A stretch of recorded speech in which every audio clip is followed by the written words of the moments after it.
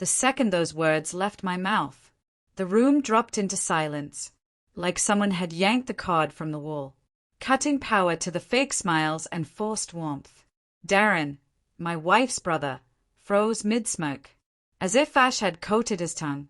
Confusion flickered in his eyes, his arrogance unraveling in real time. Across the dinner table, Emily shifted, her fork trembling slightly in her hand, as she tried to steer the moment back into normalcy. But I wasn't playing that role anymore. The dutiful husband, the quiet provider, the idiot, not after what I knew. Darren had always been a parasite, mooching off others, weaving fake startups, spinning dreams no one asked for.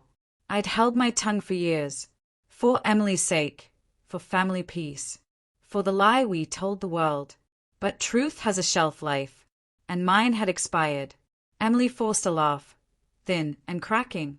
"He's kidding, right?" she said, scanning faces. Her parents, her siblings, begging for an out. But I wasn't smiling, hadn't smiled in days. I leaned toward Darren, meeting his eyes dead on. "Better start looking for new housing. Because your ride? It's over tomorrow." His jaw opened, but I cut him off cold. "It was me, Darren. Every check, every rent you couldn't make. Every debt Emily covered. It was my money, my negotiations, my silence. But not anymore." Gasps filled the room. Her mother stared. Her father coughed into his fist, as if clearing decades of denial. The air thinned. Warmth drained from the room. Emily leaned in, whispering, "What are you doing?" I turned to her, and this time I didn't look away. This time I didn't protect her. 3 nights ago, I wasn't planning to snoop. Her phone lit up beside me. Innocent enough. But the recent secrecy, the sudden passcodes, the cheerful voice that didn't reach her eyes, they'd been whispering louder each day. So I picked it up and tapped in, and there it was, a text thread to someone named Melissa. But Melissa didn't write like a woman.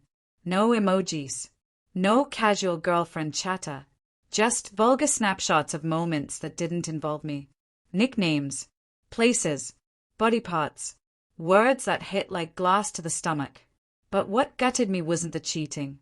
It was familiarity. I recognized the tone, the bragging, the smug, cruel cadence. It was him, Darren. I read it all. One message stood out. "He's so pathetic, Em. If only he knew what you scream when I'm inside you." I felt nothing. No rage, no sorrow, just a brutal stillness. That night, I kissed her goodnight, pretended nothing had changed, and began counting hours. Now, the count had ended. Darren still blinked like a man in freefall. Emily, pale, voice cracking, whispered, "Can we talk in private?" I stood, gladly. In the kitchen, she closed the door. "What the hell are you doing? You're humiliating me." "No," I said, letting my voice finally tremble. "You and Darren already did that." Her face drained of color.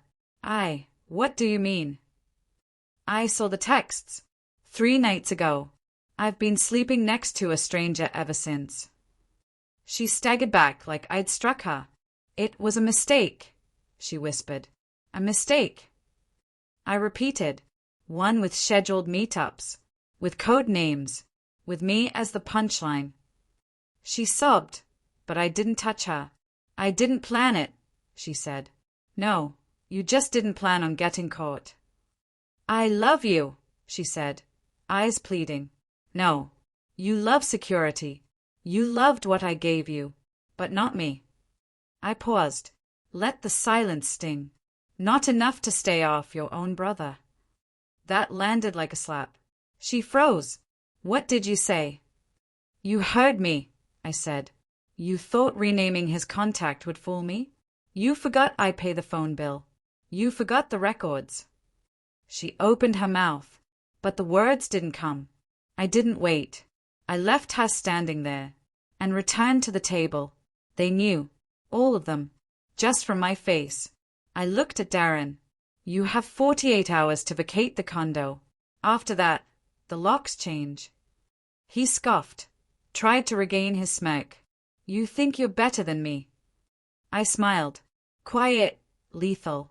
No, I know I am. Then I looked at everyone else. You can believe what you want, but I'm done pretending. I gave this family everything, and all I got was betrayal.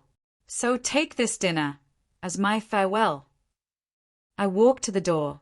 Emily's voice followed me, panicked, but I didn't turn around. Not once. The outside air hit different. Cool, honest, real.